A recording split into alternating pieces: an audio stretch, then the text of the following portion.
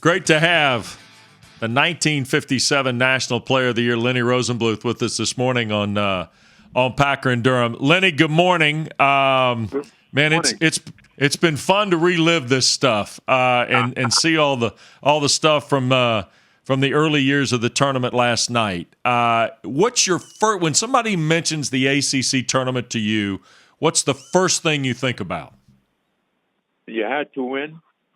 There was if you didn't win the ACC tournament, the season's over.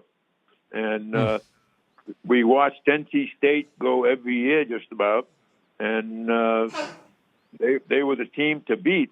But our rival was not NC State; it was Wake Forest, and they knocked us off the year before. I mean, they killed us the year before after we beat them twice during the season. And the big game, they knocked us off. So the tournament was just, 3 and done. If you're not the done person, you watch the other team go. Lennie, I've been fascinated not only watching this last night, but for years about Frank McGuire, because he was such an amazing coach. But he was a character, though, right? I mean, he had the dapper suits. He was way ahead of his time too. What was it like playing with him, and what was so unique about him? Well, I knew Coach Frank McGuire before we even talked about being in Carolina. My senior year in high school, there was no basketball for a while, and then when basketball came back, I was too old to play. So I was playing on different Y teams.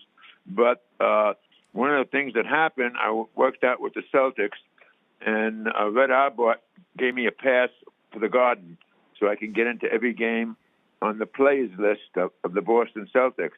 So I used to go to every game that I could, and but I didn't have a seat. Then Harry Godkin saw me and said, "Where are you sitting?" I said, "Well, I don't have a seat." He said, "Come sit with us." And that's when I sat with Frank McGuire, and Ben Carnival would come in, and other coaches would come in, and they would just talk basketball. And at that time, St. John's was a powerhouse in 51. And I just liked the way he coached. They had the first African-American player, Solly Walker, from New York, to play at St. John's. And what I noticed about him, that when I watched the game, the people at the Garden, they were, I guess, either betting or yelling and cheering, whatever it was. If Solly Walker made a mistake, they would yell and scream, "Take him out," and take him out. And Coach would not take him out. And I just sat there and watched him coach, and he would take him out a few minutes later when everybody forgot about what he did. And I liked that. I said, that is great. I said, he never yelled at anybody during a game. Practice, yes. Take you out of the game, yes. But during the game, and I liked that. So when it came time to go to NC State, and NC State turned me down, he called me up and wanted to know what I was doing. I said, well, you heard what happened to State. He said, yeah. And then he tells me this, that he's leaving St. John's and he'd be going to another school. And the main thing I wanted was a college, nice college town, and play basketball, but not in the city. And he told me that he will not be in the city. And the minute he said that, and he said, Lennie, I need you and everything else, I said, Coach, I'll go wherever you go. So then you come to Chapel Hill, you guys start building, and then this thing hits about the 57 team and the dynamics of that team and the ability to have some success. But yet you still had to win the tournament. And last night I thought they did a great job of telling the story of the semifinal game against Wake Forest and the world-famous block charge, right? I mean, Lord, Lennie, we're almost 70 years past this damn game, and they're still talking about it, right? Every time I used to see Jackie Murdoch, you charge, you charge. I said, Jackie, no charge. If you take a look at the shot was perfect form, the hook shot.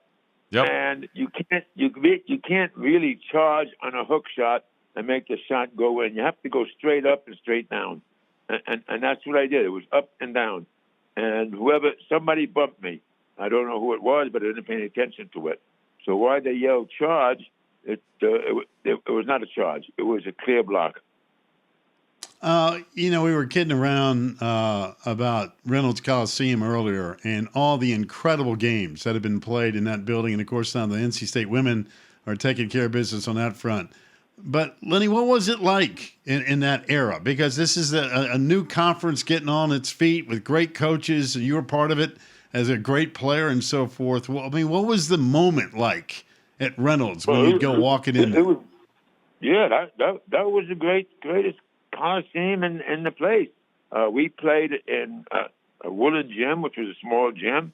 Every place we went to, Virginia, small gym, South Carolina, a smaller gym, and Wake Forest, the smallest gym of all, when they were at Wake Forest.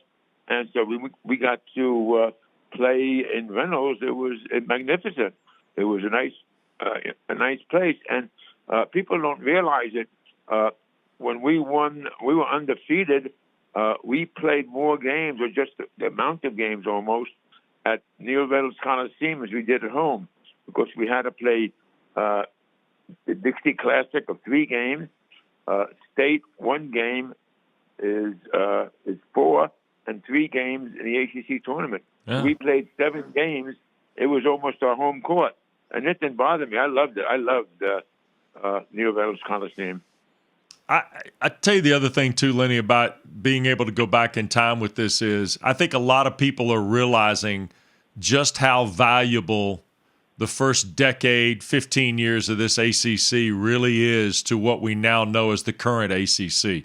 I mean, you mentioned last night the 57 team and the birth of television, all the things that happened when you guys went to Kansas City and played KU. The aftermath of that, the success of teams in the early 60s that went to the Final Four. It's hard to get away from the impact this league had almost in its infancy to what it means today, I think. Yes, most definitely.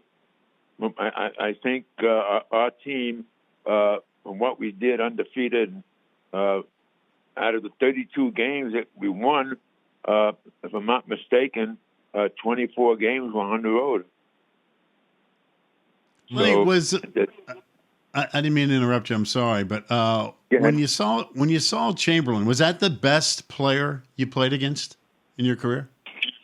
Well, he was certainly the tallest player and somebody that you had to stop. But I tell you, the one that used to give us crazy times is Jackie Murdoch at Duke, at Wake Forest. Excuse me. Murdoch was such a competitor. I mean, the only thing he wanted to do was beat Carolina. And Chamberlain was big, and we had to stop him in order to win the game. Like Coach McGuire said, guys, Kansas can't beat us. He said, but Chamberlain can. And which was true, because there's no way we could have jumped with him. And, he was a great athlete, Chamberlain. People don't realize how good he was. But Jackie Murdoch, to me, was the toughest competitor, because we played so many games against Jackie. I mean, from a freshman all the way to my senior year. I mean, it's just impossible. Well, I'm also curious, because we think of the modern game now, and again, is looking back at the beginnings of the ACC, and there's so many cool stories. Was there a lot of trash talking in games in the 50s? I don't think so. I didn't hear anything, to be honest with you.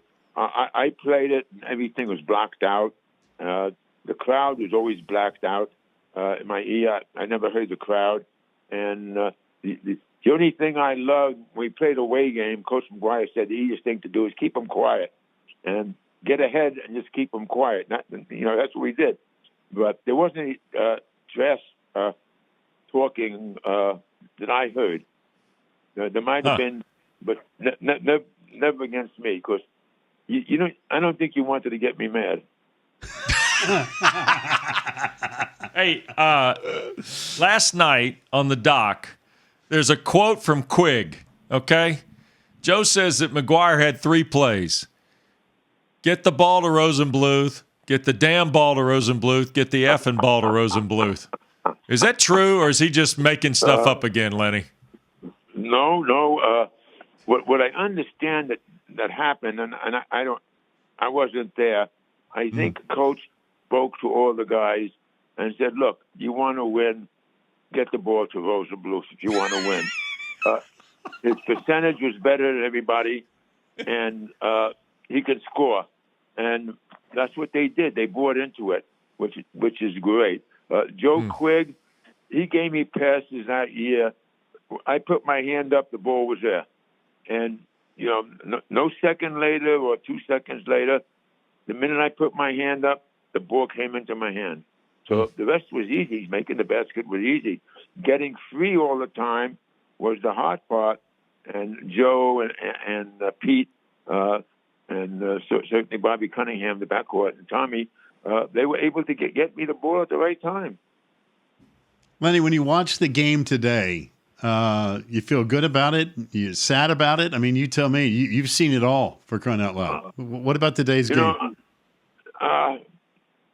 The athletes are super. They're super athletes. They jump way over the rim. The 3-point shot, everybody wants to be Curry. I'm going to hit from way out. Well, the percentages are not there. You're not going to win with those shots, to me. And a lot of the foundation and forms and is not there anymore. I don't know if the high school coaches even teach you how to shoot the right way. And the 2 points in a game is just as important as the 3-point play. The 3-point play can get you back in the game fast, but if you're not hitting your 3-point shot, you're finished.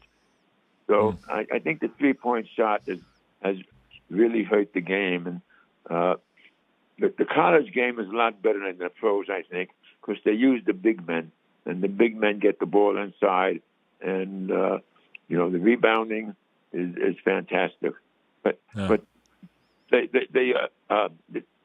I mean, you can't say enough about their athletic ability. I mean, it's just unbelievable. Yep. Lenny, I tell you what, marvelous to have you with us. Belated happy birthday, by the way. Look forward to seeing you soon, okay?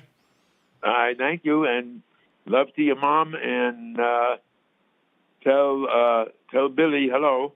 You got it, Lenny. I promise. Right. Thanks, Lenny. Lenny you. Rosenbluth. Bye. You bet. Bye. That is a front row jersey at the Smith Center.